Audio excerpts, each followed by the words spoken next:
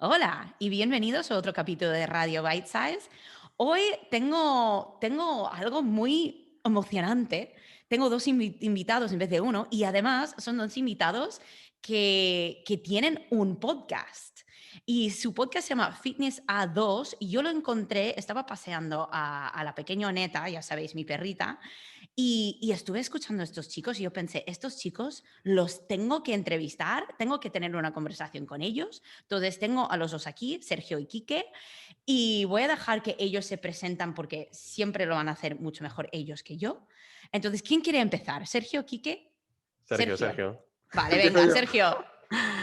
Bueno, lo primero, Gillian, muchísimas gracias por la invitación a tu podcast. La verdad es que para mí es todo un honor cada vez que me han, bueno, que tampoco es que hayan sido muchas invitaciones las que me han hecho hasta ahora para entrevistarme, pero cada vez que me lo dicen me hace un montón de ilusión porque yo también estoy en ese lado, ¿no? De pedir a alguien que si participa en nuestro podcast y cuando te dicen un sí es como, ¡guau! ¡Qué bien!, ¿no?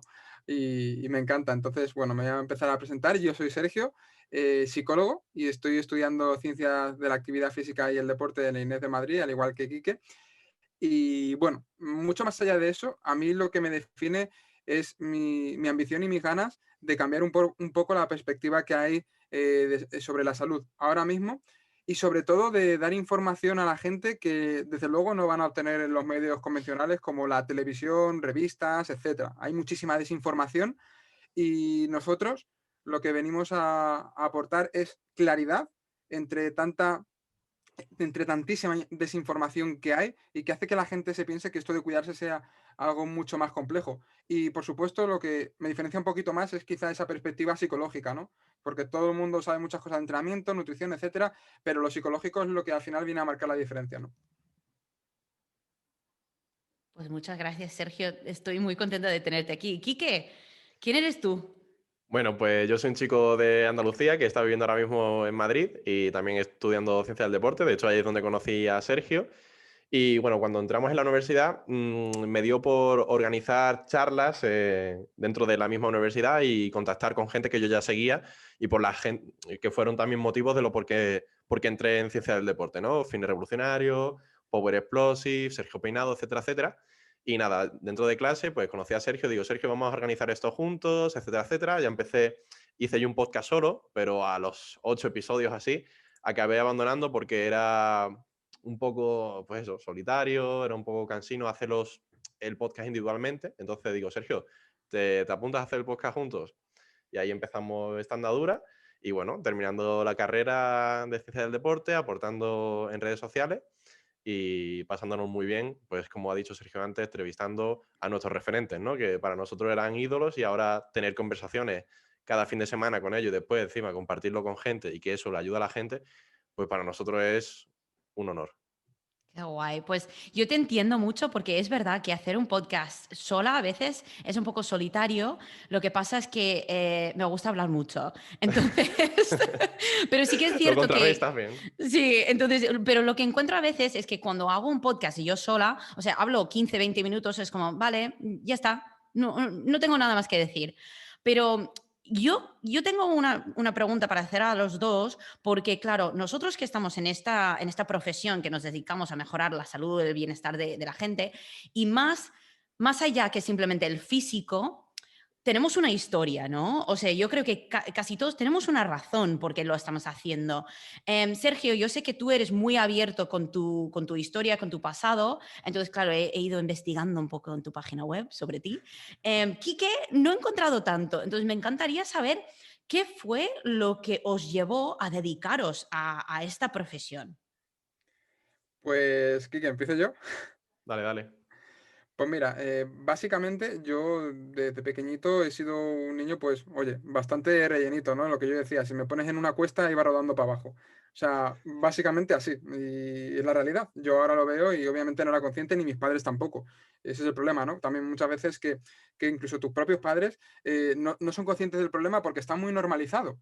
Obviamente quieren lo mejor para ti. Si hubieran sabido todo esto, no hubieran permitido que yo hubiera llegado a ese punto que llegué de obesidad con 12 años, 11 años, fue como mi punto álgido. Luego es cierto que, bueno, al final pues ahí por cambios en el metabolismo y otras cosas, empiezas a perder peso, pero yo seguía comiendo mal y lo único que hacía era pues algo de fútbol, ¿no? Pero bueno, y ya a partir con los 18 años, pues por temas de tiempo y también por temas de lesiones, me apunté al gimnasio y ahí pues empecé a indagar un poquito más en todo esto de alimentación, de ejercicio, porque yo en definitiva quería alcanzar el cuerpo de mis referentes, que en este caso eran futbolistas, ¿no? Pues Sergio Ramos, Cristiano Ronaldo, yo quería esos cuerpos. Entonces, claro, yo me empecé a informar sobre ello, pero que como todo, ¿no? Empiezas en un punto en el que te da igual tu salud y cuando empiezas en esto te vas al extremo contrario y te empiezas a obsesionar, que si batidos de claras de huevo, que si, yo qué sé, en fin, cosas que te crees que tienes que hacer sí o sí para estar saludable. Y claro, en ese proceso, pues llegué a un punto en el que quería incluso llegar a tener el físico ya más allá, ¿no? De culturistas que sabemos que han usado sustancias farmacológicas para alcanzar esos físicos. Y yo pensaba que lo iba a alcanzar sin usar nada de eso. Entonces, dieta aún más restrictiva. Bueno, no contaba calorías, pero comía poco. Y entrenaba un montón, un montón. ¿Qué ocurre? Pues ya empecé con problemas de salud como anemia, cansancio, un cansancio enorme. Y ya dije, mira, cuando el médico me dijo, Sergio, te vamos a tener que hacer una gastroscopia para ver si tienes alguna perforación, algún problema en el estómago, yo dije, no, no, digo, esta anemia yo sé por dónde viene. Y ahí empecé, ahí ya fue un cambio de chip y a empezar a decir, Sergio, tu salud es lo primero. Y cuando entiendes eso y que instaurando hábitos de manera saludable y sin obsesionarte, tanto tu físico como tu salud mejora, dejas toda esa mierda que hay alrededor de dietas restrictivas, de obsesiones, etcétera. Entonces, bueno, eso es un poco mi historia y por qué básicamente estoy en este mundo y quiero ayudar a la gente para que no le ocurra lo mismo. Pues mira, vamos a tener que volver a este tema porque yo también pasé por una época muy restrictiva con la dieta y yo veo realmente que la salud es un rango, ¿no? Que muchas veces empezamos en un lado de rango y luego acabamos en el otro lado de rango antes de llegar a ese medio, que la parte del medio es un poco desordenado a veces porque no hay reglas, no hay pautas, es un poco como tienes que tener principios pero no hay una regla fija para seguir siempre. Entonces, eso vamos a volver ahí y también quiero hablarte un poco del tema imagen corporal, pero primero quiero escuchar, Quique, ¿qué es tu historia? Vale, pues yo no tengo esa historia tan bonita con la de Sergio de superación. Pues era un chico muy nervioso y pues mi madre siempre me dejaba hacer deporte, tenía un entorno donde se podía hacer sin peligro de que te atropellase un coche ni nada de eso. Y bueno, deporte, fútbol, boxeo, tenis de mesa, todo lo que pillaba lo hacía, ¿no? Y sí es verdad que yo era un chico muy nervioso y comía también muy mal, a lo mejor como Sergio, pero el hecho de que fuese tan nervioso, pues me permitía pues estar moviéndome de un sitio para otro y no llegar a engordar. Entonces, llegó un punto con los 14, 15 años, lo típico que te quieres poner fuertecito porque estás muy flaquito y tienes complejo a lo mejor de delgado. Y, y a donde voy al punto de estudiar ciencias del deporte, vino porque yo al principio me apunté al gimnasio, como todo el mundo, haciendo la típica tabla que te da el monitor de gimnasio, que es la misma para todo el mundo, y yo veía que no mejoraba con eso. Hacía repeticiones, repeticiones, en las típicas máquinas, y veía que no mejoraba, y además me parecía muy aburrido porque era ir al gimnasio y me acuerdo de, no sabía ni por qué lo estaba haciendo, yo solamente seguía las instrucciones de la tabla y además veía que no mejoraba y se me hacía muy monótono, además iba solo, por lo tanto no me lo pasaba bien, era como un poco incómodo. No sé si os ha pasado alguna vez que estáis en el gimnasio, en los descansos y no sabéis ni a dónde mirar, porque hay tanta gente que no conoce y era como, eso como que te sientes un poco perdido, ¿no? Entonces después decidí a un nutricionista que por mala suerte no era uno de los mejores, y digo, mira, yo quiero ganar musculatura. Me puso en la máquina de bioimpedancia, etcétera, etcétera, y sacó del cajón una dieta tal cual que tenía que seguir, tal cual me decía ello. No me preguntó si me gustaban esos alimentos, no me preguntó absolutamente nada. Dice, tú tienes que consumir esto, y si comes más, mejor. Entonces, claro, llevando comida al instituto, haciéndome tandas de arroz de 2 kilos, y al final pues vi que eso no era sostenible, lo que has dicho tú antes, y lo acabé abandonando. Entonces ya por ahí descubrí a Fitness Revolucionario, Marcos Vázquez, y me dio otra perspectiva de la salud, que no era solamente hacer repeticiones por repeticiones, no todo es estética, sino que comemos con un sentido evolutivo porque hemos estado comiendo, nuestros ancestros han evolucionado comiendo ciertos alimentos porque tiene una razón. nos movemos, hay ciertos movimientos que estamos más conectados a ellos, como las sentadillas, flexiones, dominadas, porque tienen un sentido evolutivo. Y eso fue lo que a mí me hizo clic. Digo, vale, que esto tiene un sentido, que no es todo por la estética, sino que es más por la salud y ya después la estética es como el efecto secundario. Y ahí ya descubrí a Power Explosive, etcétera, etcétera, y me mudé a Madrid. Pues una cosa muy interesante que encuentro es que, claro, nosotros ponemos mucha presión sobre el físico, ¿no? Pensamos que, vale, si yo tengo un buen físico, eso es salud. Y yo creo que, claro, nosotros sabemos que no es así, pero todavía yo creo que en la cultura general, si vemos a alguien delgado, no pensamos come mal o necesita mejorar la salud. Si vemos a alguien gordo, nunca pensaríamos, pues esta persona puede estar saludable y simplemente tener genética de estar un poco más gordito. Entonces, claro, me encanta que vosotros venís de como dos lados de rango, porque un tema que yo creo que no se habla lo suficiente es el tema de la imagen corporal en hombres. Y yo lo hablo mucho con mujeres. Yo, por ejemplo, he hablado varias veces en este podcast que yo pasé después de empezar a mejorar mis hábitos y perder algo de grasa y tener un equilibrio más o menos, yo encontré la halterofilia, encontré el CrossFit, encontré lo que era contar macros, y de allí pues entré en un periodo de mi vida en cual tuve un porcentaje de grasa muy baja, pero siempre me veía al espejo, me pesaba 4 veces al día pensando podría tener más, podría tener más, podría tener más. Y llegué a un punto que tuve una amenorrea, que perdí la regla durante 3 años. Entonces, claro, eso para mí, el cambio de chip de, vale, yo tengo que empezar a nutrirme, no simplemente comer y entrenar para la estética, pues a mí me pilló muy fuerte. Y yo creo que para vosotros también, pero desde dos lados de rango totalmente diferente. Entonces, ¿qué os gustaría que el mundo supiera sobre la imagen corporal o la presión de ser perfecto desde el punto de vista de un hombre? Pues mira, yo lo que puedo añadir, sobre todo por esa parte que he estado también más influenciado, ¿no? Y que a mí también me ha gustado más del culturismo, etcétera. Creo que en el hombre, o sea, igual que en la mujer, parece como que hay un ideal de delgadez, en el hombre existe el ideal de la musculación, de estar muy musculado. De hecho, vamos, no hay más que darse una vuelta por cualquier centro comercial, los maniquíes de las chicas son delgadas y los maniquíes de los chicos con unos pectorales y unos abdominales que dices tú, madre mía, ¿no? Entonces, claro, eso parece que no, pero te va calando, se te va metiendo en la cabeza y claro, empiezas ya como a meter la creencia de que eso es lo normal y que eso es lo necesario y lo correcto, lo que la sociedad te demanda. Entonces, claro, ya ahí empiezas a entrar en un bucle en el que luego, por un lado, tenemos un contexto que te incita o que parece que te solicita tener ese cuerpo, pero luego, por otro lado, tienes un contexto que te incita a ganar peso, porque cada vez es un entorno que nos incita a movernos menos y a comer más. Entonces nos encontramos con esa disonancia. Y en ese camino, entre medias, lo que nos encontramos es un montón de vendehumos, un montón de dietas, un montón de historias raras que la gente hace para conseguir ese resultado, ¿no? Ese resultado rápido. Y lo que ocurre aquí es que lo que al final pues habría que centrarse, que son más ese cambio de hábitos, pues la gente no lo quiere, no lo quiere porque quiere más eso que te vende el resultado rápido.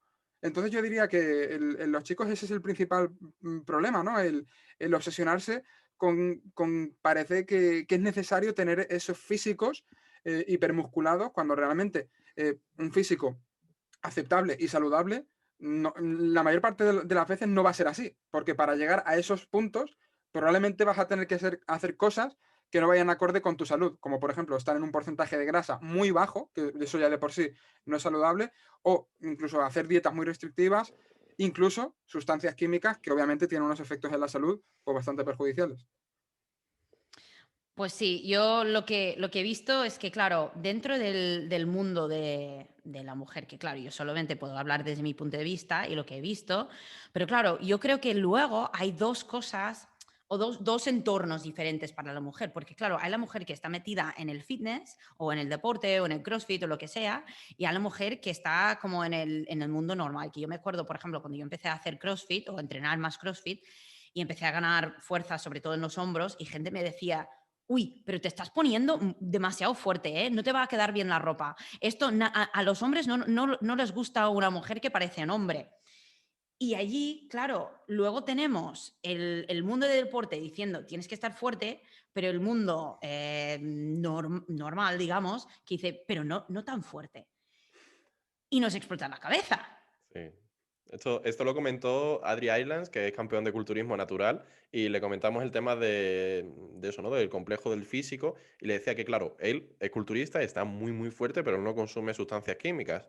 Entonces, ¿qué pasa? Que en el propio gimnasio, la gente que usa drogas, sí lo incitaba, te tienes que poner más fuerte, si tomase sustancias, ¡buaf! ¿Hasta dónde podrías llegar?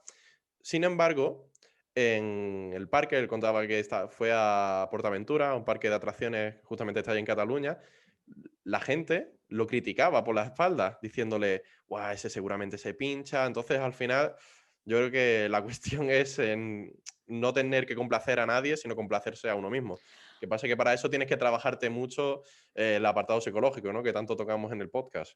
Pues eso, de hecho, me lleva a un tema que yo enseño mucho a mis clientes y trabajo mucho en mis redes. Intento fomentar la conciencia y la práctica de la autocompasión. Entonces, eso, claro, ¿cómo para vosotros habéis visto que tener autocompasión hacia vosotros mismos ha cambiado vuestra práctica de salud? Pues a mí me la ha cambiado por completo, porque ¿qué ocurre? Que empiezas a poner en la balanza no solo tu físico, sino otros aspectos como la parte social, la parte de, pues, oye, de tu energía en el día a día, y empiezas a ver mucho más allá. Y sobre todo es el preguntarte el por qué haces algo. Y es que la mayoría de la gente lo que ocurre es que cuando se empieza a preocupar mucho por su físico, realmente no lo hace porque ellos quieran, sino porque se lo han impuesto. Es decir, como no tienen ese concepto más global de la salud, pues, y se vende como esa parte de que tienes que tener un físico perfecto, que vete tú a saber lo que es perfecto, pues la gente se olvida de esa parte. Pero claro, cuando ya te empiezas a encontrar con cosas negativas en el camino es cuando la persona se empieza a dar cuenta de, ostras, pues quizás esto no es lo que yo quiero, ¿no? Quizás realmente en toda la población que, por ejemplo, vive aquí en España, un 1% quiera competir por ejemplo, en culturismo de verdad, porque es que le apasiona el proceso y le apasiona todo, pero luego la mayoría de la gente sufre en ese camino de buscar un físico perfecto, y cuando te obsesionas por el resultado, realmente es cuando empiezas a hacer cosas que no son tan saludables. Y si te empiezas a preocupar de ser mejor en otros ámbitos, es decir, tienes un concepto más global de la salud, es cuando empiezas a disfrutar más del proceso, pero el efecto secundario es que también te empiezan a llegar esa mejora del físico. Y aquí una cosita que quería añadir es que imaginaos, y aquí ya me daréis vuestra opinión vosotros, que cuando una persona pierde peso, normalmente pues tendemos a decirle, wow, qué bien, estás más delgado, más delgada, qué bien, ¿no? Y claro, tú no sabes qué conducta puedes estar reforzando. Lo mismo estás reforzando una conducta de anorexia, de bulimia. Vete tú a saber lo que estás reforzando detrás. O una dieta hiperrestrictiva. Entonces, claro, la persona empieza a decir, ostras, pues si estoy haciendo esto y me dicen que lo que estoy consiguiendo está bien, lo voy a seguir haciendo. Entonces tú no sabes luego lo que puede haber detrás, porque puede que estés reforzando una conducta de alguien que está empezando a hacer cambios de hábitos saludables, etcétera, pero por desgracia en nuestra población no es así. Pues me encanta, o sea, estoy como aquí, si me pudierais ver, es que estoy sonriendo mucho porque lo que tú acabas de decir es que de hecho en mis primeras sesiones con clientes yo siempre les digo, mira, vamos a hablar muy poco del peso, porque yo no te voy a premiar por una cosa que tú no puedes controlar. Vamos a celebrar lo que son comportamientos, porque esos comportamientos son inputs que el output no podemos subirnos a la báscula y mirarlo y decir, oye tú, cambia por favor. Pero claro, es algo que yo creo que los tres quizás en algún momento lo hemos intentado hacer. Que yo me acuerdo que estuve durante tiempo subiendo la báscula 4 veces al día. Que, ¿por qué? ¿Sabes? Eso es que es exagerado eso. Ahora no tengo ni báscula. Es que lo he tirado.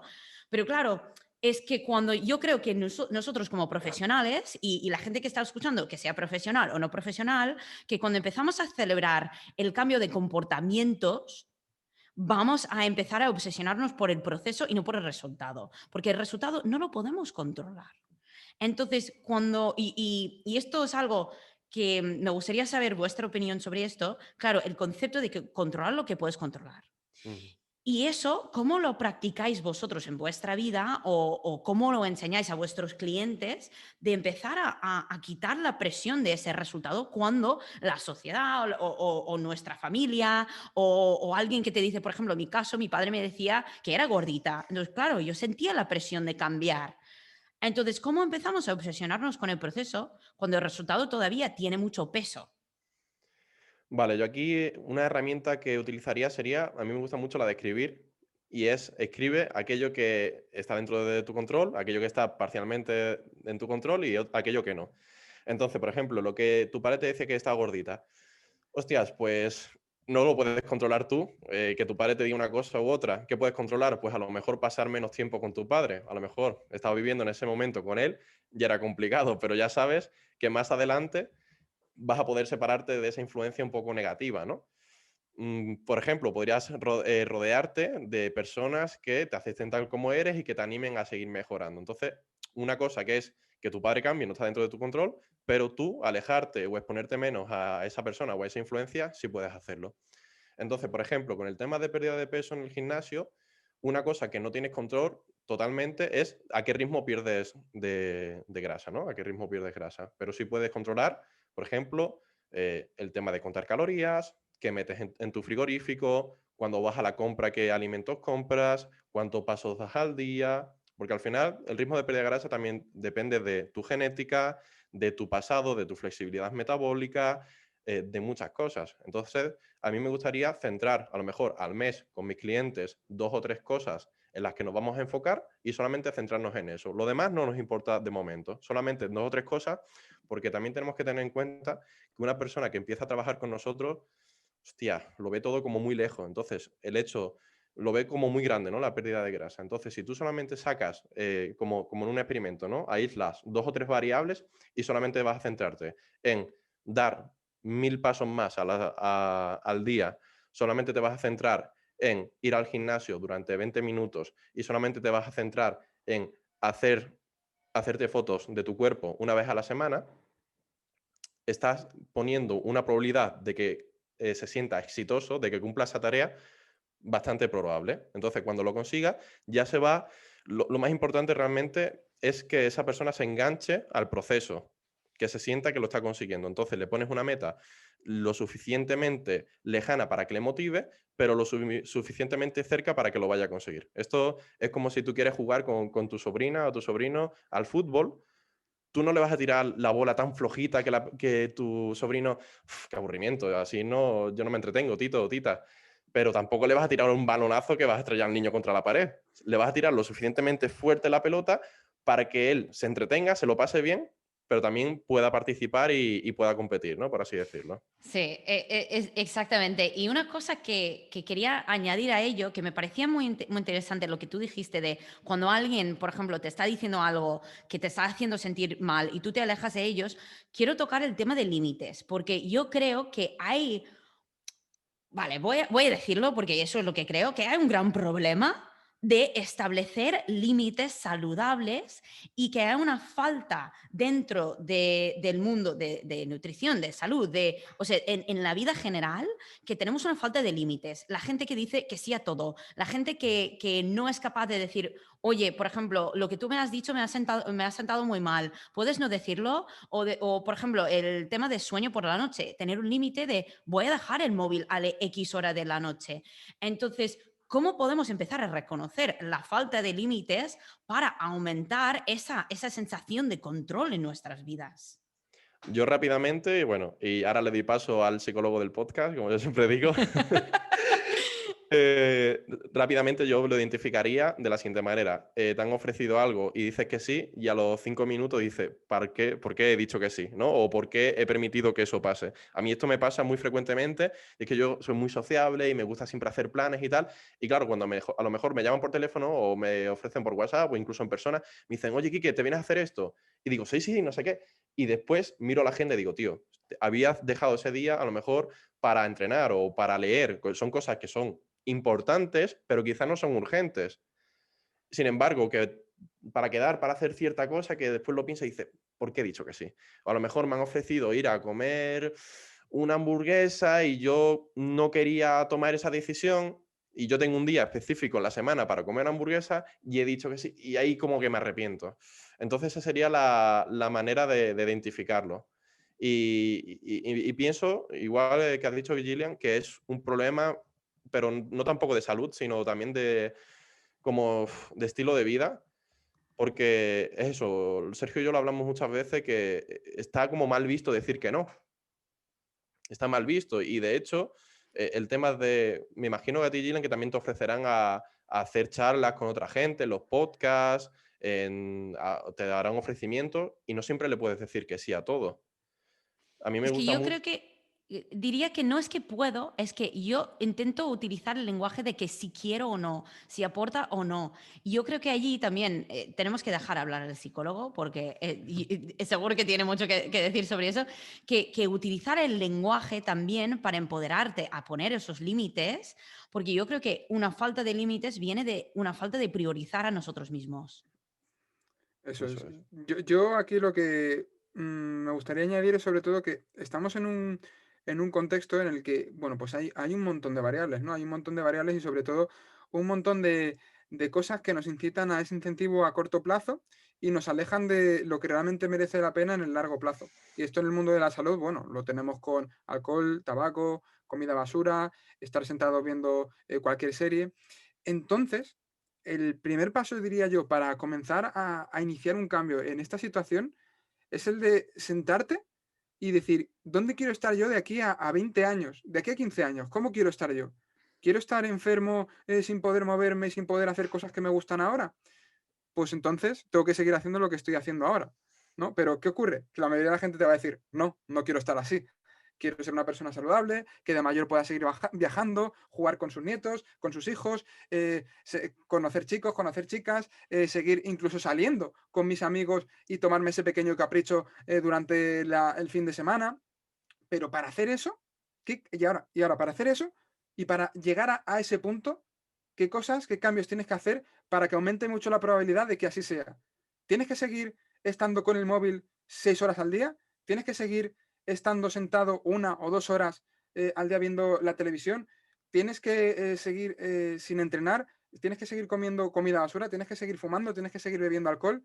¿Tienes que seguir en ese trabajo que te está jodiendo la vida y te vuelve loco? ¿Tienes que seguir con esa pareja que te está... O sea, tienes que poner orden primero en tu vida y Mm, analizar qué cambios debes empezar a hacer para que realmente eso que es tu sueño se haga realidad. Porque, ¿qué ocurre? Que la gente tiene muchos objetivos, tiene muchas metas, tiene muchos sueños, quiere ser de determinada manera, pero las acciones no van acorde a ello. Entonces, para empezar a hacer ese chip, tienes que empezar a escribir y empezar incluso todos los días al principio, cuando te levantes, revisarlo, porque es que si no tienes un porqué, no vas a tener un cómo. Entonces es necesario empezar a hacer esa introspección que hoy en día tanta falta hace, porque vamos a 1000 por hora y no paramos, estamos sobreestimulados, y cuando empiezas a hacer eso, haces un stop y dices, joder, quizás tengo que empezar a cambiar alguna cosa, ¿no?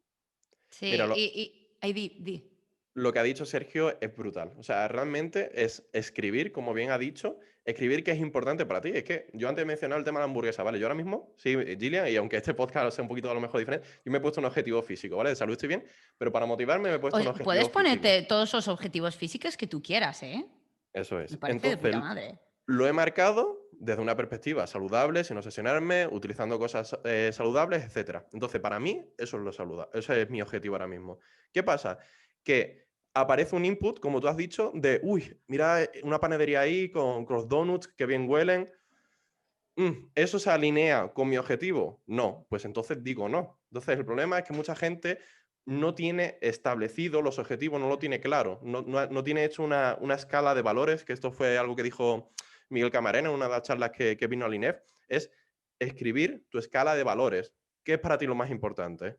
Para ti lo más importante es la familia, es tu pareja, es tu salud, es tu trabajo. Oye, que cada uno tiene su decisión, como tú lo has dicho. El físico es lo más importante para ti ahora mismo. Genial. ¿Es el trabajo? ¿Es tu pareja? A partir de ahí, tú ya tomas decisiones, pero tienes un criterio establecido. El problema es que la gran mayoría de la gente no tiene un criterio establecido y toma decisiones según presión social, según lo que opinen sus padres, según lo que se les exija del trabajo, según lo que se vea en las redes sociales. Entonces, al final, no tiene una personalidad y te acabas amoldando a todo el mundo.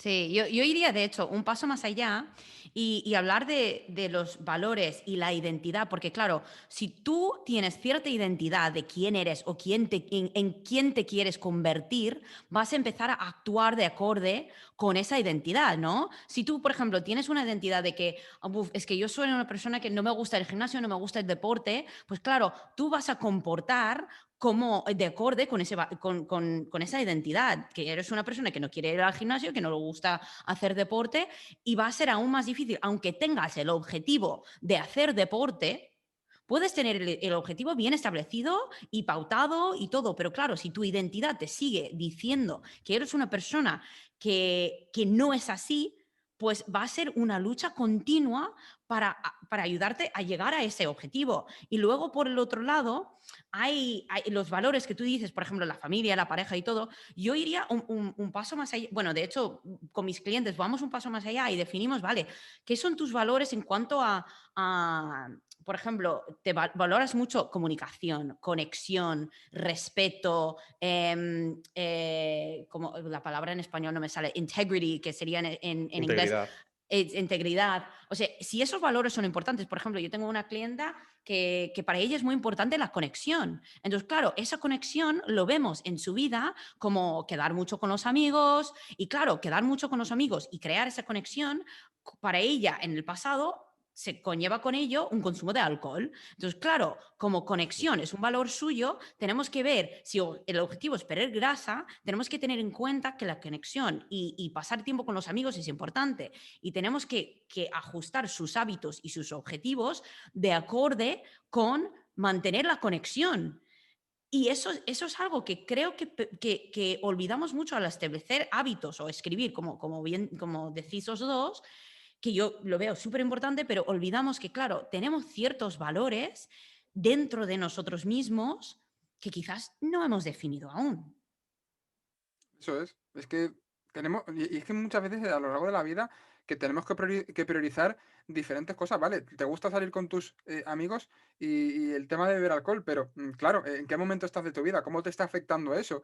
¿Qué va antes en la escala de prioridades, ¿no? Entonces, ahí es cuando tienes que decir, ostras, quizás tengo que empezar a algún cambio. Y es que muchas veces también lo que me estoy dando cuenta hoy en día es que a la gente, o sea, parece como que queremos todo sin esforzarnos nada, y esto también es culpa de un poco el efecto Amazon, ¿no? El tener todo rapidísimo ya en cuanto lo pido, ¿no? Y es que nos estamos acostumbrando con la comida tan accesible por todos los sitios, con la facilidad en redes sociales de tener esa aprobación o comunicarte con cualquier persona al momento, el poder llamar, incluso que te envíen cualquier cosa a tu casa en cualquier momento. Todo eso nos está acostumbrando y nos está afectando a nivel de comportamiento a no tener capacidad de forzarte para conseguir algo que luego, en el largo plazo, te va a generar una cantidad de frustraciones y de problemas increíble.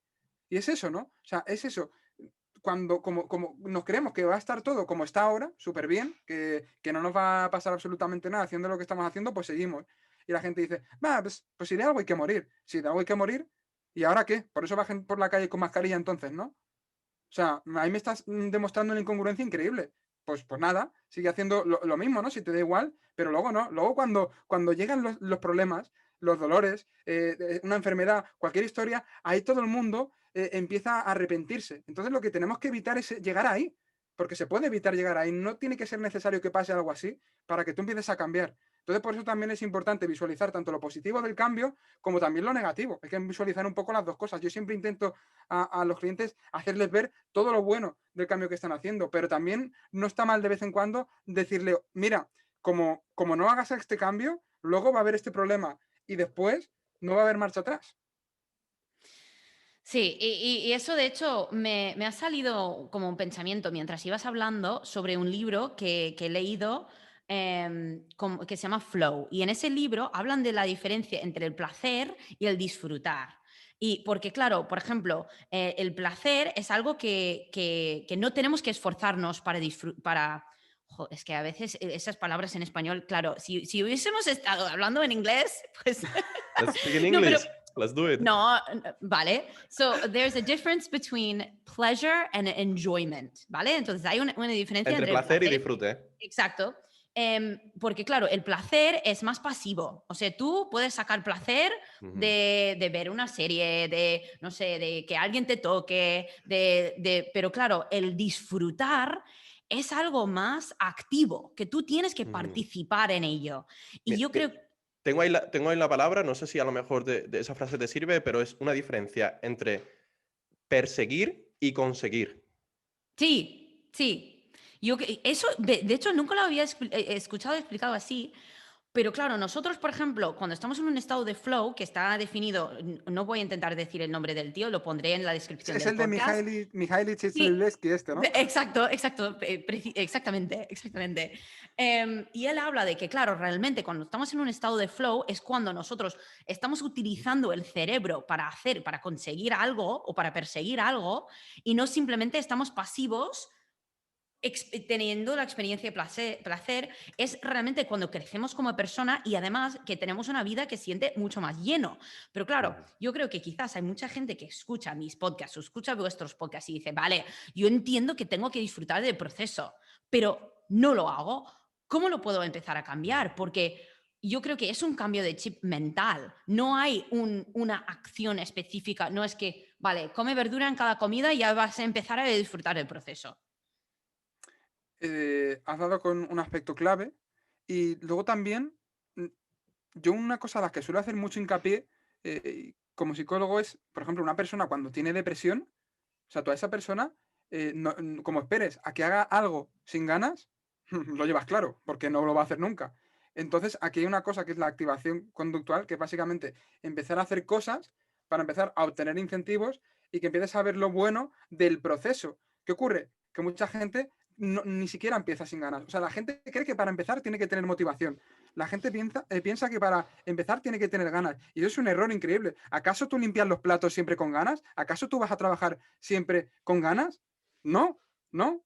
Pues igual pasa con la salud. Cuando quieres empezar a hacer cambios en salud, tienes que empezar también sin ganas. Pero cuando empiezas a ver los incentivos que van llegando muy rápido, pues que, yo qué sé, vamos a abarcar todo. No solo mejoras, por ejemplo, a nivel de pérdida de grasa, sino que quizá te encuentras con más energía en el día. Pues tienes menos dolores de espalda, menos dolores de cabeza. Si eres mujer y tienes la menstruación, te duele menos la menstruación. Todo ese tipo de cosas. Cuando empiezas a hacer esos pequeños cambios, las empiezas a ver, empiezas a tener incentivos. Eso entra en el bucle de reforzar ese cambio de conducta. Ya es cuando empiezas a entrar en el bucle positivo del cambio de hábitos y empiezas a verle sentido. Pero también tenemos que entender que muchas veces el hacer algo sin ganas es que es parte del juego. Es que es parte del juego. Y la gente es que no lo entiende. Pero es así. O sea, hay ciertas cosas que van vamos, que son inherentes a un proceso. Y en el caso del proceso de cambio de hábitos, sobre todo una persona que está empezando ese cambio, es entender que como no empieces a hacerlo sin ganas, las ganas no te van a llegar nunca. Yo ahí también añadiría otra cosa a lo que ha dicho Sergio, que eso es parte inicial. O sea, todo el mundo cuando empieza a hacer una nueva actividad empieza sin ganas o no se siente competente, ¿no? Que esta es una de las grandes partes de empezar un hábito, que cuando empezamos empiezas a leer o empiezas, no sé, a ver, algo que he empezado hace poco. Mira, a meditar. Meditar es que como soy una persona, como te he dicho antes, tan nervioso, te sientes muy mal porque te salen pensamientos, no eres capaz de controlarlo, te vas por un lado, por otro, y al final te sientes muy incompetente. Entonces tienes que buscar también pequeños trucos de pasártelo bien. A lo mejor con las meditaciones guiadas de YouTube no te vale, pero si contratas a una profesora o está presencialmente contigo, disfrutas más. O si estás con otras personas, disfrutas más. O a lo mejor para hacer ejercicio físico también buscar algo que te guste, porque es que yo tampoco estoy a favor de una persona que, mira, que en el podcast le damos tralla, entrena fuerza, pero mi madre lleva yendo a Bodypump durante 15 años y se lo pasa genial. Entonces es más fácil que disfrute del proceso con algo que le llama a ella la atención que entrenar a lo mejor sentadilla. ¿Que sería mejor? Pues seguramente. Pero ella, con esa actividad, disfruta con la música, con un entorno más social, y entonces eso me parece dos pasos clave. Uno, empezar sin ganas, y en segundo lugar, hacer algo que te guste. Sí, y yo creo que allí has tocado como dos cosas importantes.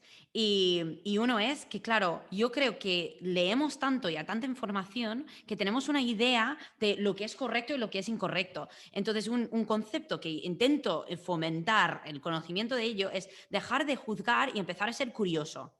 Porque cuando somos curiosos y tenemos mente de principiante en todo, porque claro, cuando somos pequeños, cuando somos niños, empezamos a jugar y explorar y no nos juzgamos. Pero claro, ¿cuántas veces habéis hablado con alguien y dices que yo antes era así? Es que yo, claro, yo no debería ser tan así. Y es como, a ver, ¿te estás juzgando a saco? Pero si quitases ese momento de juzgarte y simplemente fueras curiosa ¿por qué me cuesta tanto sentarme a meditar? ¿Qué es la parte que encuentro más difícil? ¿Cómo lo puedo hacer más fácil? Y empezamos a tener ese mente de principiante, pues es mucho más fácil empezar sin ganas, porque aunque no tengas ganas de hacer la acción, tienes ganas de aprender más del por qué. Eso es. Efectivamente. Y además Efectivamente. además cuando entiendes el porqué es más fácil hacerlo. O sea, lo que te he dicho antes de mi historia era de, joder, voy al gimnasio y no sé ni lo que estoy haciendo. Yo me limito a obedecer. Sin embargo, después cuando empecé a estudiar, a leer, a ser curioso, como tú dices, a aprender, digo, hostia, aquí hay un mundo que yo desconocía. Digo, vale, ya ahora voy al gimnasio y estoy haciendo este ejercicio porque quiero potenciar esto. Estoy comiendo esto porque tiene esto, esto y esto y además me va a beneficiar. Entonces, es mucho más fácil ejecutar porque tiene un sentido detrás. Sí, pero yo creo que tenemos mucho miedo a fracasar. Tenemos mucho El miedo de ego, el pensar. ego. Exacto, exacto. Y de hecho hice un podcast solita creo que hace 2 semanas, que acabó siendo súper corto, pero quería hacerlo, o sea, me dio como, ¡buah! Es que yo creo que hay tanta gente que se queda estancado simplemente por el miedo de que si intento algo y fracaso, y es como, a ver, si hay muy pocas cosas que no puedes dar el paso atrás, y siempre puedes cambiar. Entonces, claro, una palabra clave que yo veo que es importante dentro del mundo de la salud. Y me gustaría saber también cómo lo veis, porque últimamente veo a mucha gente diciendo, tienes que comer de esta forma, tienes que eliminar los procesados, tienes que entrenar fuerza, tienes que... Es como, vale, para mí una palabra importante es flexibilidad. Tenemos que aprender cómo ser flexibles con nosotros mismos y también con nuestra salud. Porque el estrés en pensar, por ejemplo, en el caso de tu madre, el estrés que ella siente, Buah, es que claro, yo disfruto de hacer este deporte, pero no debería porque debería hacer otra cosa. Ese estrés, de hecho, perjudica su salud. Totalmente. Entonces, ¿cómo empezamos a ser más flexibles? Vale, mira, yo creo hicimos el otro día un podcast sobre ello, me parece, Sergio. El tema era de no te obsesiones. No te obsesiones. ¿Y qué pasa? Yo tengo la teoría de que al principio, si tú vienes de un punto de, imaginamos, 0 o -5 a nivel de salud, tienes que obsesionarte un poco, porque al final vienes de un punto tan bajo que necesitas establecer unos hábitos. Y una vez que ya hayas establecido los hábitos, a partir de ahí ya vas flexibilizando. ¿Qué pasa? Que hay gente que se obsesiona, sigue muy cerrado y nunca llega a abrir el abanico de posibilidades. ¿Qué pasa? Que una persona, si está empezando a hacer ejercicio físico y solamente va un día al gimnasio, es que no va a conseguir que ese coche coja inercia, que esa bola de nieve siga aumentando. Entonces, al principio necesitas un poquito de inercia y una vez que ya hayas establecido hábitos de nutrición, hayas limpiado un poco tu casa de comida de ultraprocesados, pues ya ahí puedes decir, hostia, pues mira, vamos a salir este fin de semana a comer. Me voy a premiar por haber cumplido con los hábitos que me había establecido. Venga, pues hoy no se me apetece entrenar, pues no voy a entrenar. Pero en mi opinión, si quieres tener resultados a nivel de físico, de salud, al principio viene bien un poquito, aunque sea un mes, obsesionarte un poquito para tener una base sólida y a partir de ahí ya construir un poquito de manera más flexible. Eso es. Yo aquí añadiría también que, bueno, al final, pues una persona cuando empieza un cambio se encuentra con 1000 rutinas, con 1000 dietas, con 1000 historias. Entonces, claro, también hay que ponerse en ese lugar y que la persona dice, ¿y qué hago, no? ¿Y qué es lo que me viene bien a mí? Entonces, aquí tenemos que entender que luego hay miles de herramientas, pero también hay miles de contextos. Cada persona tiene su contexto y es completamente diferente. Entonces, yo creo que el primer paso que se debería hacer es primero no empezar a incluir cosas, sino sacar cosas, sacar la basura. O sea, vamos a ver qué basura tienes en tu entorno, qué cosas te están haciendo que perjudiquen a tu salud. Antes de meter, saca. ¿Vale? Saca comida basura de tu casa, quita las dos televisiones que tienes en tu habitación y te están impidiendo descansar bien. Quita cosas que sabes que te están perjudicando. ¿Vale? No te preocupes de ver qué dieta o qué alimento o qué rutina es mejor, sino primero quita. Y está hablando, Sergio, de objetos, y esto es otra cosa que tú mencionas, el tema de quitar figuras, influencers de Instagram que te hacen sentirte fatal. personas tóxicas, a lo mejor que tienes a tu alrededor, que no tiene nada que ver con el físico o la salud. Sigue, sigue. Eso es, poner orden en tu vida. Si es que al final es poner primero orden, sacar esas cosas que te están perjudicando.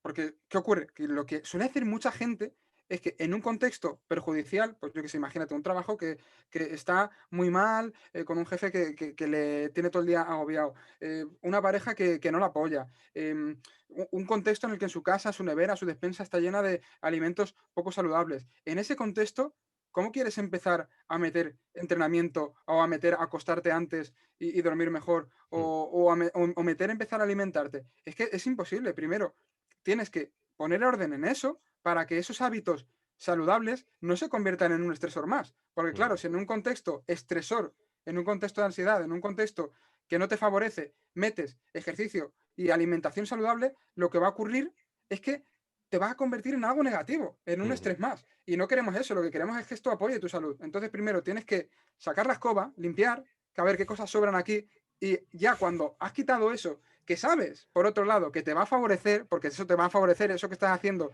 ya de alguna forma es también como incluir cosas buenas, pero primero tienes que quitar lo malo, ¿no?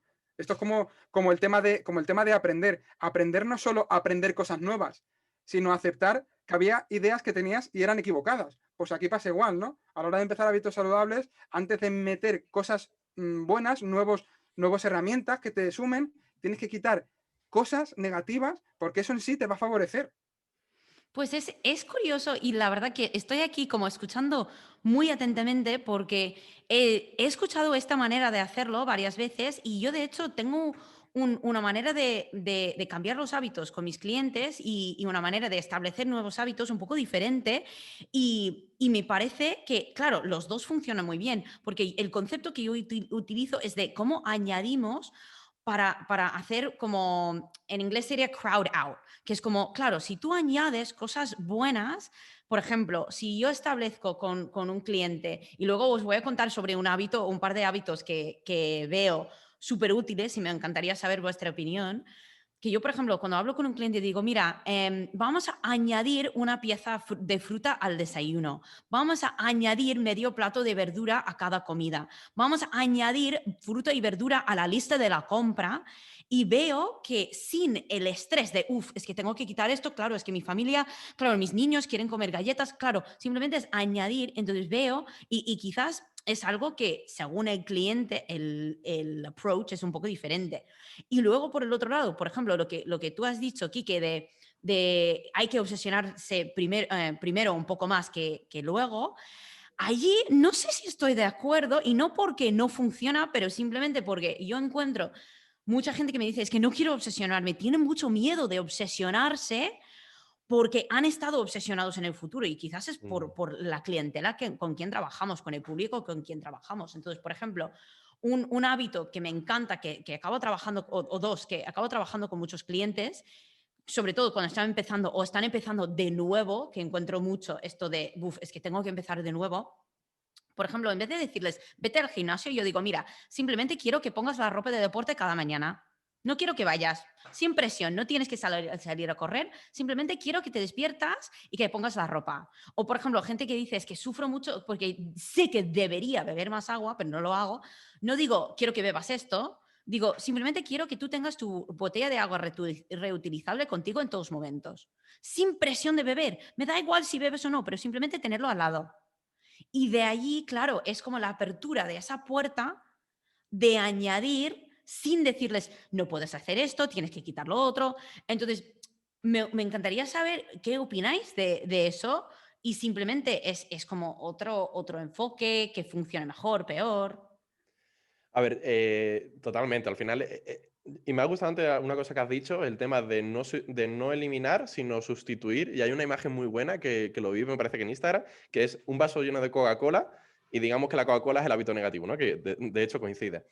Entonces, lo que hacía era ponerlo, en vez de echar la Coca-Cola fuera y tirarlo directamente al fregadero, lo que hacía era ponerlo abajo de un grifo y el agua que iba entrando, poquito a poco, iba desapareciendo la Coca-Cola y en el vaso solamente quedaba agua. Entonces, lo que has dicho, vas añadiendo, entonces, pues eso, a lo mejor que esa persona coma fruta, coma verdura y además sepa cocinarlo de una forma que quede sabrosa, que claro, hostia, una manzana que tiene que competir contra unas galletas de chocolate está complicado. Entonces, intenta cocinar de forma que esté rica y poco a poco va a decir, hostia, pues sí, casi estoy disfrutando más desayunándome una tortilla francesa que tomándome un tazón de cereales con 90% azúcar, ¿no? Entonces eso es muy interesante lo que has dicho, Gillian. Y después con el tema de la obsesión, ¿qué pasa? Que la palabra obsesión tiene una connotación muy negativa, ¿no? De una obsesión es algo, joder, que te va a pasar factura psicológicamente, una persona que se está alejando de la sociedad, está haciendo cosas raras. Claro, a lo que me refiero con obsesión, que a lo mejor se entiende mal el contexto, es que intentes aprender, sobre todo al principio es más un periodo de aprendizaje, lee mucho, edúcate, o sea, porque claro, una persona, que esto pasa mucho con el tema del real fooding, no, es que el real fooding dice que es bueno y que es malo, entonces la persona se va a obsesionar. No, a ver, esa persona que a lo mejor se obsesiona con el real fooding también se puede obsesionar con el ejercicio físico, también se puede obsesionar con una pareja, también se puede obsesionar con muchas cosas, ¿no? Es como más un trastorno, o sea, una persona que tiene esa tendencia. Entonces, ¿qué pasa? Primero tiene que haber un aprendizaje, tiene que entender un poquito lo que está haciendo, tiene que entender, como hemos dicho antes, los pasos que está siguiendo, por qué lo está siguiendo. Y una vez que ya tú tengas ese aprendizaje, y eso necesita un poco de obsesión vale, voy a buscar información sobre esto, ya poquito a poco vas a aplicar los pasos poco a poco, progresivamente, como hemos estudiado en nuestra carrera, ¿no? El principio de progresión. A principios, obsesionarte no significa entrenar el primer día al gimnasio y levantar 100 kilos de peso muerto cuando nunca has entrenado. A lo mejor para esa persona es de antes que no estaba entrenando nunca, ir lo que tú has dicho, ir 3 veces al gimnasio, 15 minutos. Para las personas de su casa, créeme que para ellos te estás obsesionando con la salud. Es que el problema, Gillian, es que para muchas personas que viven en su casa con familia, le dice, y que ven que está quitando a lo mejor la Coca-Cola o que está empezando a comer un poco más de verdura, le dicen que esa persona está obsesionándose. Entonces, ¿qué pasa? Que dependiendo del contexto de la persona, te va a decir que es una obsesión o no. Entonces, a lo que me refería era más a tomárselo en serio. Es que es muy fácil ir a media y la gente que va a media termina por no enganchándose en el proceso y acabando abandonando. Entonces, perdona por la pregunta que habías hecho que me he ido por las ramas. Si la puedes repetir. Ya ni me acuerdo. No, básicamente era eso, el tema de el matiz que has dado al tema de la obsesión y de los cambios progresivos, ¿no? Decías básicamente de empezar a ponerse la ropa encima, no entrenar, sino empezar a poner la ropa encima. Yo esto Eso es es. algo que estoy muy de acuerdo, porque claro, o sea, los cambios hay que hacerlos de manera progresiva. Tenemos que entender que para generar un hábito, ese hábito no viene por arte de magia, ese hábito se genera a raíz de generar nuevas conexiones neuronales en tu cerebro que vayan asociadas a esa conducta, ¿no? Como poner esos cablecitos como en un ordenador, que vaya en piloto automático, pero eso lo tienes que crear de manera progresiva. ¿Qué ocurre? Que luego también está el problema de que cuando tú le dices a una persona que haga los cambios así, dice, pero yo así voy a conseguir algo, porque claro, nos han vendido que el no pain, no gain, que si no te machacas a tope no vas a conseguir el resultado. Pero claro, cuando la persona empieza a ver que lo mismo dando 1000 pasos más o 500 pasos más cada día y metiendo una fruta en todas las comidas, empieza a conseguir resultados, ostras, dice, ahí va, pues va a resultar que tenía razón, ¿no? Y claro, quizá el resultado, por ejemplo, en este caso a nivel físico, pues no es tan acentuado como si haces una dieta restrictiva y tal y esas cosas, pero que claro, ¿qué ocurre? Que claro, estamos mirando en el largo plazo. Para hacerlo sostenible y construir el hábito tienes que hacer el cambio de manera progresiva. Y hay gente que pueda pensar, pero Gillian, ¿qué me estás diciendo? Que ponga la ropa de entrenamiento y ya está, y me la ponga, que no entrene. Claro, pero es que ese es el primer paso que tienes que dar para pasar de tu 0 a tu 1 y luego llegarás a tu 10, que lo mismo es entrenar 4 días a la semana, 30 minutos. Pero primero tienes que empezar por hacer eso, porque tú no tienes el hábito de empezar de entrenar, no tienes ese hábito. Tienes que empezar por una versión mínima de ese nuevo hábito. De hecho, aquí hay una regla que es la regla de los 2 minutos. Empieza por algo que puedas hacer en menos de 2 minutos. Y con eso ya tú ya vas reforzando esa identidad de una persona deportista, una persona que hace ejercicio, una persona que se alimenta bien, una persona en definitiva que se cuida. Entonces ya tú te vas dando pequeñas pruebas y te vas diciendo, ostras, pues yo esto antes no lo hacía, pero ya lo estoy haciendo. Y ya te lo empiezas a creer. Porque aquí yo creo que algo fundamental es que la persona se crea que puede cambiar. De hecho, yo una persona que empecé a asesorar que empezó en 200 kilos, esto no se me va a olvidar, y aproximadamente con 160 kilos así me dijo, Sergio, yo empecé a hacer las cosas porque hiciste que me lo creyera, porque empezamos por cambios mínimos. Y cuando esa persona se lo empieza a creer, es cuando empieza el cambio. Porque nuestras creencias definen nuestras conductas. Y si tú no crees que puedes conseguir algo, no lo vas a hacer. O sea, hay una frase muy buena que dice, tanto si crees que puedes como si no, estás en lo cierto. Y es verdad que el esforzarte en algo no te va a garantizar conseguirlo, pero sí va a ser requisito necesario para que mejores. O sea, sin esfuerzo no va a haber nada. Entonces, cuando ya te lo crees, cuando empiezas a creerte eso, es mucho más fácil conseguir tu objetivo y asentar el hábito. Exactamente, y realmente yo creo que los tres, lo que estamos intentando conseguir en este mundo es que la gente crea un patrón del éxito. Y cuando yo digo patrón del éxito, y esto es algo que la gente que escucha el podcast están hasta los huevos de escucharme decir esto, porque claro, el patrón del éxito, cuando tú ves a alguien que tiene mucho éxito en algo, esa persona ha fallado 1.000 millones de veces. Pero la diferencia entre una persona que tiene un patrón de éxito, que tú ves, por ejemplo, no sé, Bill Gates, que es una persona que tiene mucho éxito en la vida, él ha fallado muchas veces. Y la razón por qué tiene éxito no es porque haya fallado o porque sea muy inteligente, pero ha tenido éxito porque las veces que ha fallado ha tenido la resiliencia, la resistencia de saber, vale, ahora cómo aprendo de cómo he fallado y cómo sigo hacia adelante. Y yo creo que allí esa persistencia es algo que en general no tenemos tanto porque estamos, como tú has dicho antes, Sergio, que estamos tan acostumbrados a conseguir las cosas fáciles. Estamos acostumbrados a conseguir, claro, es que he pedido esto hace media hora y no está aquí. O, claro, yo quiero pizza y está en mi puerta en 10 minutos. Pero claro, cuando creamos este patrón de que, vale, voy a ser un poco más resistente, cuando las cosas no van como yo creo que tienen que ir, pues dejo de juzgar y empiezo a tener curiosidad de cómo puedo mejorar para la próxima vez. Quiero cambiar nuestro chip. Ah, no, ¿querías decir algo, Sergio? Sí, quiero comentar una cosita y que creo que va a venir muy bien también para la gente que nos está escuchando. Y es que al final, pues bueno, Gillian dice unas cosas, Kike dice otras, yo digo otras. ¿Y qué ocurre? Que al final lo que va a definir todo esto es el contexto y el historial de cada persona. Por lo que digo, ¿no? Hay herramientas, hay diferentes formas de iniciar un cambio de hábitos y en función de esa persona, pues será mejor o peor. Por ejemplo, lo que ha dicho Kike de la obsesión, pues eso puede estar genial en mucha gente. Quizás si resulta que es una persona que viene de algún trastorno en la conducta alimentaria, es que esa palabra es que ni la puedes mencionar.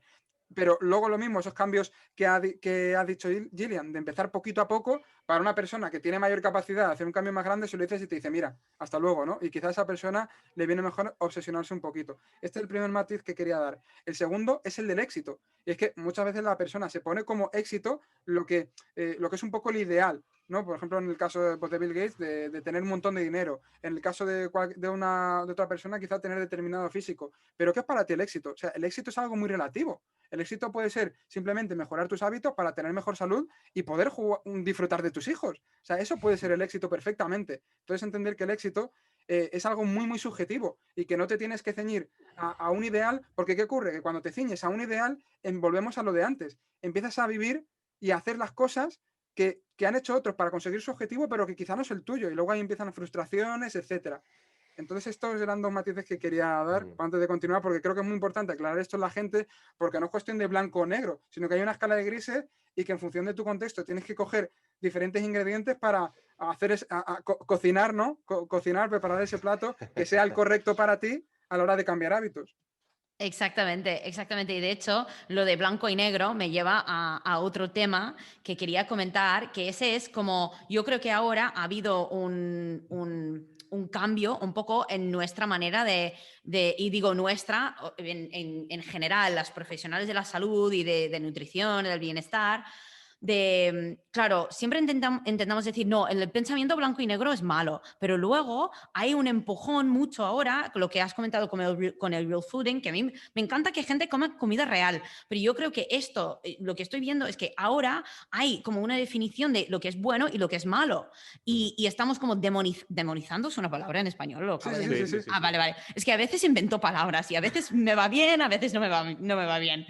Pero veo que estamos demonizando ciertos alimentos que, claro, eso para mí crea un miedo a a tener ciertas experiencias, porque claro, por ejemplo, tú tienes miedo al azúcar, pero te invitan a un cumpleaños. O sea, eso, claro, yo veo que el empuje hacia la comida real, hace eliminar los procesados, hace todo, está creando un poco de miedo sobre lo que es participar en el mundo fuera de ello. Veo que estáis moviendo las cabezas. Cuéntame vuestra opinión. Vale, a ver, yo con el tema es como, hay como una pequeña rivalidad entre el real fooding y, bueno, o cualquier dieta que sea a lo mejor un poco restrictiva, que bueno, el real fooding no es una dieta, sobre todo la dieta flexible, ¿no? Que es algo también que viene muy de allá de América. Entonces, ¿qué pasa? Yo, me encanta el tema de la flexibilidad, lo que has dicho, pero primero tiene que haber unas bases buenas. Y una vez que ya esas bases buenas, ya empezamos a flexibilizar. Entonces, ¿qué pasa? El problema es, a mí me gusta mucho el real fooding porque deja claro, es contundente y a la gente, esto lo hablamos en una entrevista que hicimos, la gente necesita a veces mensajes un poco contundentes porque es lo que impacta. La publicidad va así, entonces, claro, te viene Coca-Cola y te dice la felicidad, te viene Nestlé, disfruta, y después te venimos nosotros, sí, pero depende. Entonces, como mensaje de marketing, funciona muy bien y está ayudando a muchísima gente el tema del real fooding. ¿Por qué? Porque simplifica. Y claro, entre nosotros, Gillian, Sergio, podemos hablar perfectamente de los matices y a nosotros nos vamos a interesar, pero la gente de a pie, la gente, pues yo qué sé, pues mi madre, pues algún amigo que no esté metido en esto de la nutrición, necesita un mensaje muy simplificado para que le llegue. Entonces, ese mensaje simplificado va a ser el primer paso, que por cierto Sergio tiene un programa que se llama El Primer Paso, para interesarse en la nutrición y ahí tener como un mapa, ¿vale? Un mapa que, como he dicho, el mapa es una simplificación del territorio. Entonces, el mapa te permite más o menos guiarte, pero no tiene todos los detalles. Entonces, a mí me gusta mucho, por ejemplo, la dieta paleo y el real fooding porque es una simplificación, te permite empezar y una vez ahí ya está en el deber de la persona informarse y matizar, ¿vale? Pues igual que los cereales. ¿Los cereales son buenos o malos? Depende. Experimenta. ¿Te sientan bien? Ok. Los lácteos, igual. Entonces, a mí el problema con el tema de la dieta flexible, que tampoco es un problema, es que diga, no, es que no hay alimentos ni buenos ni malos. Ahí difiero. Yo creo que sí hay alimentos buenos y malos que están definidos por la evidencia científica. Los ultraprocesados son alimentos malos, o malos, o ultraprocesados, no, tampoco hay que etiquetarlo como malos, pero sí es verdad que la evidencia científica nos dice que hay que reducirlo y cuanto más lo reduzcamos, vamos a tener más salud. ¿Qué pasa? Que a mí me gusta mucho esto del real fooding que ha hecho ahora Carlos Ríos, es, oye, que no tienes que eliminarlo, tienen un hueco. Tiene un 15, un 20%, para algunas personas será un 30%, para otras personas será un 10%, para un culturista a lo mejor eres un 5%, pero sí me gusta diferir entre alimentos, comida real, buenos procesados y ultraprocesados. Me parece una simplificación que a la gente le llega muy bien. Sí, de ahí, de hecho, estoy de acuerdo contigo. Yo creo que la razón por qué lo hablo es que veo a mucha gente que ahora tiene miedo a comer ciertos alimentos. O sea, el real fooding me flipa, me encanta. O sea, yo veo cada receta que sale, me encanta. Y de hecho, hay ciertos alimentos que veo allí que digo, bueno, yo no sé si eso lo incluiría, por ejemplo, harinas y esas cosas, pero por otro lado, es como está enseñando a gente que cocinar no es tan difícil. Y eso me gusta mucho. Lo que veo, y una cosa con la dieta flexible, que me encanta que lo hayas mencionado, porque de hecho yo durante el momento que yo tenía mayor problema con mi imagen corporal, con cómo me veía, aunque estaba súper bajo en grasa, pues estaba siguiendo la dieta flexible. Y yo pensaba, y de hecho lo hablé en el podcast de la semana pasada con Amira Blekwa, que ella es halterófila, powerlifter, y ha pasado por un TCA ella misma, está recuperando. Y claro, la dieta flexible yo creo que puede fomentar ciertos trastornos de conducta alimentaria. ¿Por qué? Porque claro, tú piensas que estás siendo equilibrado, pero es porque estás cuadrando tus macros para incorporar una galleta. Pero claro, si pasas a 2 galletas, ya no está bien. Entonces, claro, hablamos de... Ella y yo hablamos la semana pasada de que, claro, nosotras pasamos por una época, y me imagino que Sergio quizás has pasado por esto tú también, en cual tú pensabas, no, es que claro, yo estoy siendo flexible porque me dejo comer 100 gramos de helado, pero claro, si son 105 gramos de helado, he fallado, soy un fracaso y voy a engordar de nuevo. Totalmente. Mira, es que Uno de los, o sea, a mí el real fooding, recalco que es algo que me parece fascinante, o sea, y que está ayudando a muchísima gente y que, bueno, al final hay, en caso de algunos nutricionistas, incluso psicólogos, como que les afecta también a veces el ego, ¿no? Parece que como que si lo hubieran creado ellos no serían tan criticones con el movimiento.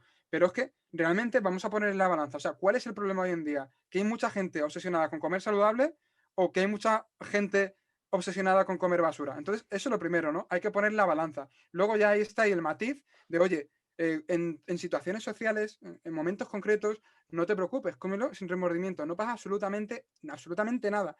¿Y qué es lo que pasa? Que es muy bonito porque al final aprendes a comer y aprendes a que, por ejemplo, puedes desayunar, como hace Quique, una tortilla con queso de cabra y atún.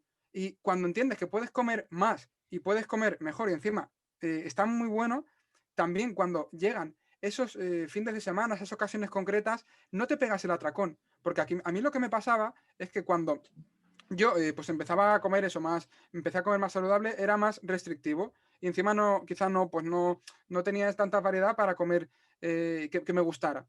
Entonces, cuando llegaba un día que salía, es que me podía pegar un atracón, pero de salir del sitio que fuera hasta mareado del atracón que me pegaba. O sea, ahora era una locura. Y ahora esto no me pasa. ¿Por qué? Porque yo en mi día a día entiendo que comiendo saludable puedo comer hasta más. Y encima disfruto de esa comida. Entonces, cuando llega esa ocasión, pues me como el helado y disfruto completamente y ya está. Pero no llego con tantísima ansiedad a la hora de comer, ¿no? Cuando Porque me te pilla. has dado permiso. Eso es, eso es. Y es que el problema también es que cuanto más te obsesionas con algo y cuanto, sobre todo, esto es una cosa muy buena, ¿no? Que cuando te prohíbes algo, más tentación generas a eso. No pienses en el elefante rosa, ¿eh? Ahí, ahí, eso es, no pienses, no pienses, no pienses, vas a pensar en el elefante rosa y vamos, lo que puedes hacer es empezar a pensar en un elefante azul, pero no dejar de pensar en ese elefante rosa, porque si te dicen no quiero pensar en comida, quiero olvidarlo, esto no sé qué, esto no sé cuántas, te lo vas a poner ya como en el foco. O sea, el simple hecho, y esto se ha visto en estudios, el simple hecho de decirle a una persona que va a comenzar una dieta ya eleva su ansiedad.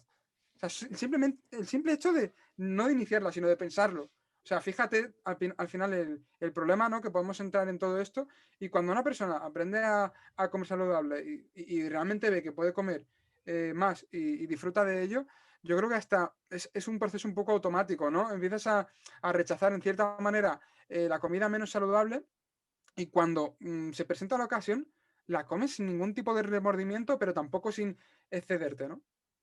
Exactamente. Y una cosa que de hecho me surgió mientras estabas hablando de esto es que dentro del mundo de comer saludable hablamos mucho del qué debería comer, qué no deberías comer, qué alimentos son más nutritivos, qué no. Y una cosa que trabajo mucho con mis clientes es la nutrición consciente. O sea, cómo me enfoco no solamente en el qué estoy comiendo, pero el cómo. Porque claro, Ujú. en y Sergio, seguro creo que vas a estar de acuerdo conmigo en esto y Quique también.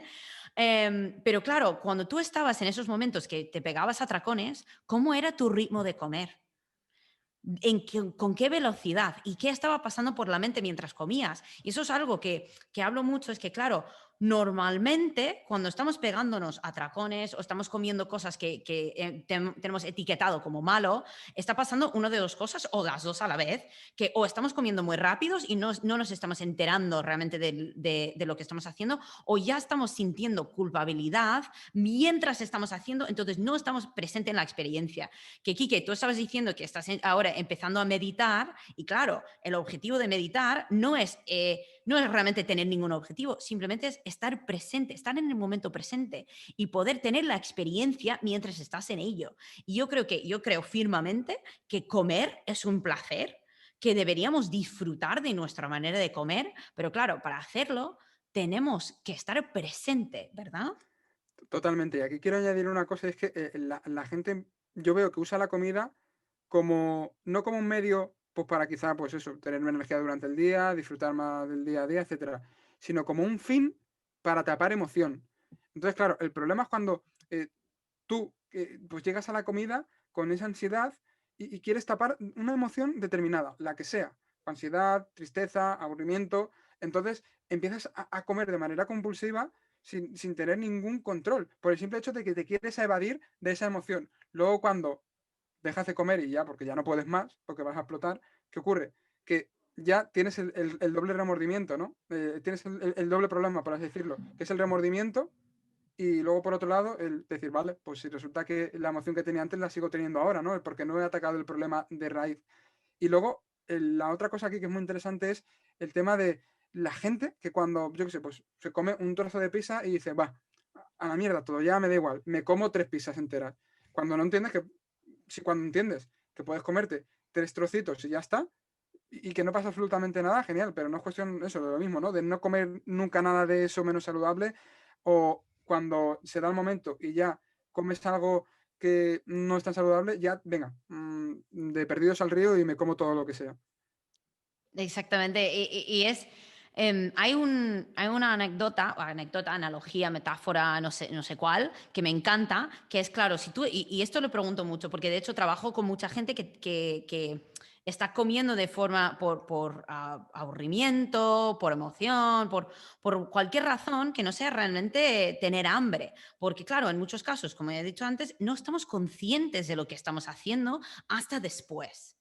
Y es en ese momento que empezamos a juzgarnos en vez de ser curiosos. Y, ay, dime, y ahora os cuento la analogía, dime. Yo simplemente quiero dejar aquí una frase y es que para mí la obesidad es un problema emocional. O sea, la gente que tiene obesidad es un problema que tiene una raíz emocional. Porque come por tapar emociones, sea de la que sea. Un problema que lo ha generado el contexto en el que vivimos hoy en día, sea estrés del trabajo, sea lo que sea. Pero la gente que está con obesidad y con ese problema de exceso de grasa es porque tiene un problema emocional. Y la raíz, yo, de verdad, cuanto más gente trato, más claro lo tengo.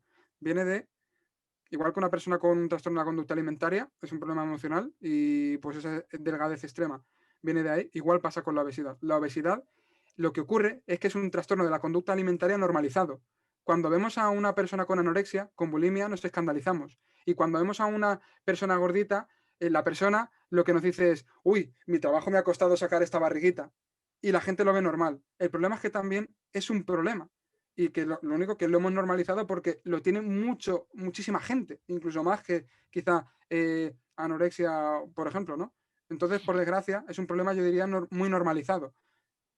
Y es Yo un creo problema que, con raíz emocional. yo creo que allí el problema es que no normalizamos hablar de las emociones. Eso No es. normalizamos decir, estoy triste. Que, por ejemplo, ¿cuántas personas conoces tú que dicen, es que yo no quiero cargar a las otras personas con mis problemas? Yo no quiero. Entonces, claro, yo, por ejemplo, para mí, yo intento ser una persona empática. No sé si lo soy de forma natural o no, pero es porque yo. A mí me cuesta mucho decir cuando estoy mal, cuando necesito apoyo, cuando tengo una emoción, pero yo creo que tenemos que normalizar hablar de las emociones y decir, oye, yo estoy sintiendo de esta manera y lo acepto y quiero entender por qué en vez de intentar taparlo. Eso es. Es Y yo, que es que tendríamos que tener 3 horas más para hablar de pero es que esto, sabes ¿no? lo que pasa, Gillian, que es que nos han educado así, o sea, nos han educado así. Tenemos, mira, hay 2 tipos de creencias. Están las creencias de fuente perdida y las creencias de núcleos implicativos sensibles. Las creencias de núcleos implicativos sensibles son las que van asociadas a una situación concreta que tú recuerdas. Por ejemplo, en este caso, pues imagínate que en determinada situación estabas con tu familia y por lo que sea, tú querías llorar. Siendo pequeño, querías llorar. Y tu madre te decía, no llores aquí delante de la gente, no llores, cállate ya, hombre, esto ya luego lo hablamos, pero ahora no, al final no expreses tu emoción. Y luego ya tenemos creencias de fuente perdida, pues que por ejemplo son mensajes que hemos aceptado, pero no sabemos de dónde vienen exactamente, pero bueno, los hemos aceptado, como por ejemplo el ahogar las penas bebiendo alcohol, o no cuentes tus penas, no aburras con tus penas lo que tú has dicho a otras personas, etcétera. Entonces, ¿qué ocurre? Que la persona ya crea la creencia de que mostrar sus emociones es algo negativo. Por tanto, como no las muestra, no puede, por así decirlo, trabajar sobre ellas. Luego, por otro lado, también está el mensaje y la creencia de que tienes que ser feliz, tienes que ser feliz. Entonces, claro, como tienes que tapar esa emoción de tristeza, de lo que sea, ya recurres a cosas que te dan un placer a corto plazo, pero luego te perjudican. Y ahí también viene el problema de muchas adicciones, entre ellas la adicción, por ejemplo, a la comida basura.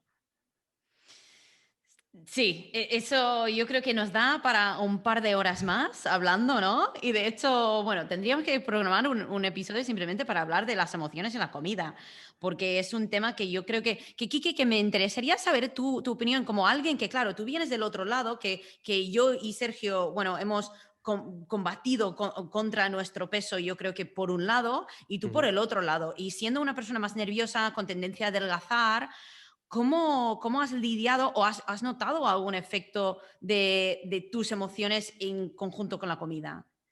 La verdad que no tengo para compartir muchas experiencias. Sí, cuando hay época de exámenes, que sí es verdad que tiendo a comer más harinas, porque al final tiendo a calmar un poquito más las emociones, pero diría que no hasta llegar a un punto patológico. Entonces, ¿cómo expresas tus emociones? O cuando tú notas que tienes una emoción difícil, y esto tiene mucho que ver, que de hecho, justo estoy leyendo un libro como cómo cultivar un cerebro saludable, que está escrita por una psiquiatra inglesa, y estoy justo leyendo el capítulo sobre las emociones y la salud neuronal. Mm. Y está hablando ahora en este libro sobre la necesidad de poder expresar emociones de una forma saludable para mantener una salud en nuestro cerebro. Vale, mira, pues yo compartiría dos cosas, dos aprendizajes que he tenido, porque al final yo no soy el psicólogo del podcast, Sergio sí. Y vale, una, mira, yo creo que esto es cuando vas creciendo, yo todavía soy un chavalín, pero el tema de comunicar o con las personas que están alrededor tuya, tener la capacidad de comunicar, ¿no? Entonces, el hecho de un día que te notes irascible, un día que te notes estresado, hablar con la persona que tengas al lado y decirle, mira, perdona si hoy me notas un poquito de mal humor, pero, ¿sabes? Entonces eso la persona dice, ya la relaja un poco, dice, vale, si lo veo así es porque le pasa eso, y eso de verdad me dio muchos problemas en el pasado y hoy en día, gracias a Dios, me soluciona un poquito más la vida con las personas con las que convivo. Y después, en segundo lugar, cuando estoy en momentos estresados, una cosa que me parece clave para evitar, sobre todo, el tema de ultraprocesado, que es más fácil abusar. Al final, es que, claro, no podemos poner en la balanza comida real con ultraprocesado porque la comida real está diseñada para que te la comas y tiene nutrientes y los ultraprocesados están diseñados con personas que se dedican a que se convierta eso en algo que potencie, o sea, que manipule tu cabeza para que no pares de comerlos, porque para ellos es muy rentable eso. Entonces, ¿qué pasa? Yo lo que hago es intentar hacerme recetas con comida real, con buenos procesados, que sean muy palatables. Entonces estoy luchando contra el hecho de comprar ultraprocesados porque sé que me va a calmar esas emociones. Entonces calmo mis emociones, a lo mejor con comida, pero con comida que es muy difícil de abusar. Te pongo un ejemplo. Una persona podría calmar las emociones con galletas, que te puedes comer 2 kilos de galletas y tienes todavía hambres de más. Sin embargo, yo la calmo comiendo nueces, comiendo aceitunas o comiéndome una tortilla francesa con queso de cabra. Entonces, básicamente, Eres muy raro, Quique, eres muy raro. lo siento. Entonces, No, no, básicamente es eso, conocerse a uno mismo y saber, uy, sí, ahora viene una época de examen, viene una época de estrés. Me voy a preparar con antelación, me lo voy a poner sí, fácil para no caer en esa trampa porque al final es un proceso de conocerse a uno mismo. Como se diría en inglés, eso es. self-awareness. Self-awareness, eso es clave. Y un tema que antes de cerrar, porque es que mi perra me está mirando, siempre me pasa, mi perra me está mirando como, a ver, quiero atención. Pero una última cosa que yo creo que eso de conocerse a uno mismo, en vuestras palabras, en 2 minutos, ¿qué es lo que más os ha ayudado a conoceros a vosotros mismos? Si ha sido una experiencia, una práctica, un hábito, una relación con una Yo, persona. pues fíjate que pienso que lo que más puede ayudar a una persona a No, ayudar a yo quiero saber conocerse es el tú, empezar a hacer. tú. Yo quiero saber qué te ha No, no, ayudado. no, Ah, vale, vale. a mí, a mí en concreto, o sea, empezar a hacer. Porque, ¿qué ocurre? Tú, si no empiezas a hacer algo, no descubres si realmente eso va contigo, ¿no? Y es cuando te empiezas a conocer. O sea, yo, pues cuando empecé, por ejemplo, a divulgar contenido en redes sociales, yo no sabía si eso realmente iba a ser para mí, no sabía si eso me iba a gustar, pero como empecé a hacerlo y empecé a ver si realmente se alineaba un poco conmigo, dije, ostras, pues sí. pero lo descubrí porque empecé a hacer. Entonces muchas veces también la gente no se conoce porque no se da la oportunidad de probar cosas y de hacer cosas no se expone. diferentes. Eso es, no se pone a lo que sea. También por esa creencia un poco del miedo al fracaso, del miedo al que dirán, etcétera. Pero yo diría que una de las partes principales para ver, realmente para conocerse es eso, hacer. Y lo segundo, también diría el que tú veas qué es lo que la gente te dice que sueles hacer bien. ¿Qué te dice la gente que sueles hacer bien? No sé, pues, o qué es lo que harías si no te pagaran dinero por ello. ¿Qué es lo que harías sin que te dieran dinero? Yo, por ejemplo, pues entrenar. Entrenar lo haría sin que me pagasen. Ayudar a la gente y escucharla. Lo haría sin que me pagasen. Pues entonces digo, divulgar contenido sobre salud en redes sociales. Es que al final eso me viene genial. Entonces, esas tres cosas. Hacer para probar. ¿Qué es lo que te dice la gente que se te da bien o que hablas más en tu tiempo libre?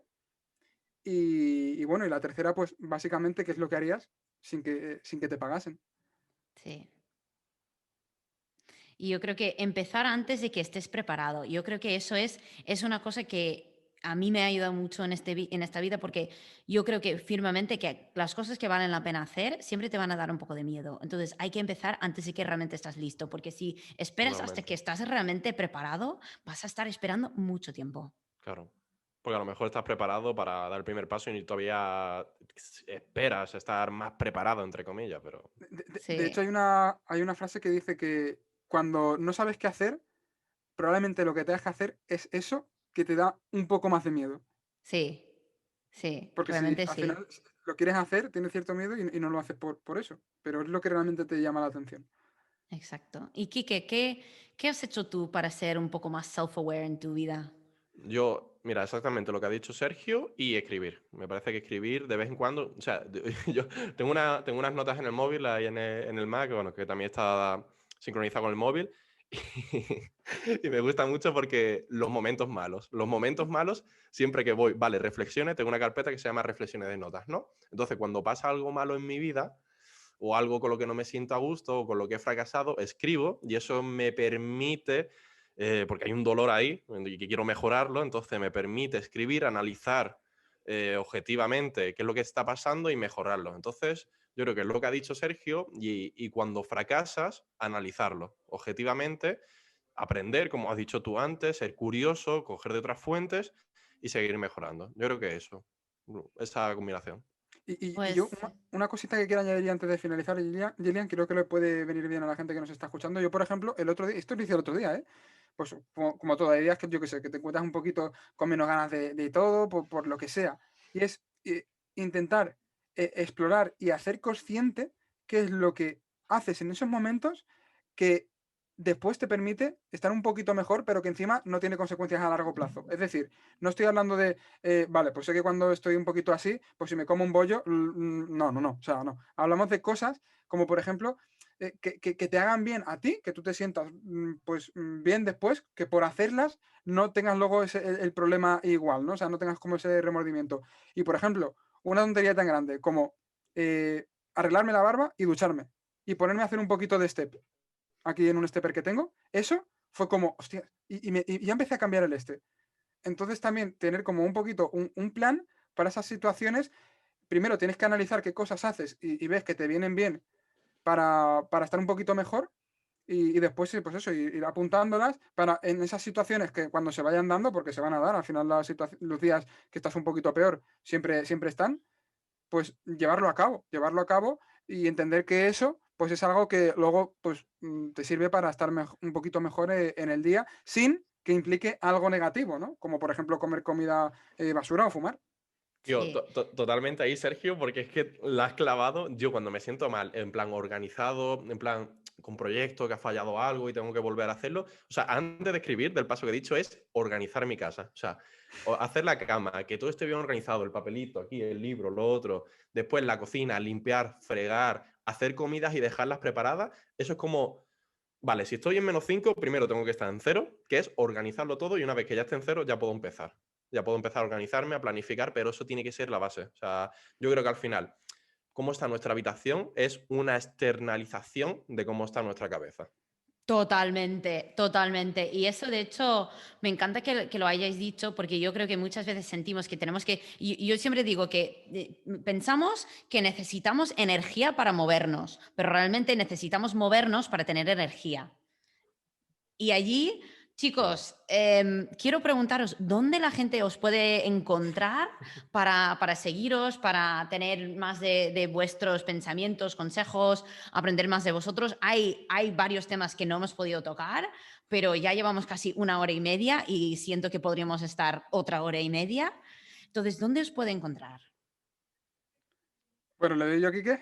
Dale, dale. Lo primero de todo, agradecerte la invitación y bueno, que cuando quieras una segunda parte, ya sabes que nos tienes sin ningún problema. ¿Y dónde nos pueden encontrar? Pues bueno, a mí en mi Instagram como @SergioCruz_salud y en la cuenta de fitness a2 con número podcast, pues bueno, ahí subimos contenido de nuestro podcast y pueden encontrarlo también en iVoox, en Spotify, en Apple Podcast y en YouTube. ¿Y Quique? Pues en Instagram, en @KikeCarmonaSalud y bueno, en todas las plataformas de podcast, y Spotify, Apple Podcast, todo. En Fitness a 2 Podcast. Ahí pones Fitness a 2 en cualquier buscador y seguramente le vamos a salir de los primeros. Pues chicos, muchísimas, muchísimas gracias por vuestro tiempo. Ha sido un verdadero placer. Gracias a ti, Gillian, es increíble. Nos hemos pasado genial, la verdad es que a mí me ha encantado la conversación. De verdad, no sé ni cómo llevamos 1 hora y media, parece que llevamos 10 minutos.